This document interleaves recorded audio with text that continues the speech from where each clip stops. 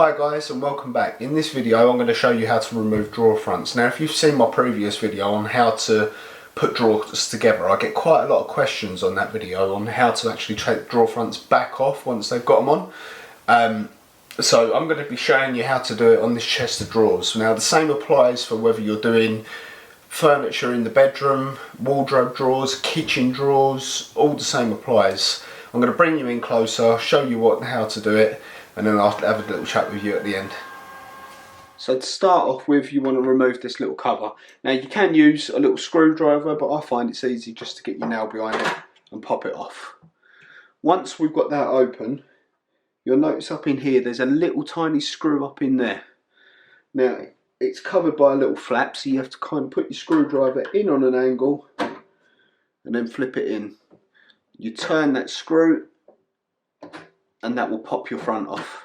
And then to put it back on, just simply give it a tap. And that is it. While we're in here, we're going to take a look at the other two screws that's in here. So you'll notice a screw at the back here. Watch what happens when I turn this screw. It's going to move the drawer front, if you can see, up and down. So that's your up and down adjustment for your drawer front. And then you've got the other screw which is here, which is going to be moving your drawer front left and right. And that is it. Once you've got your drawer front back in, just simply take the cover and push it back in and you're done.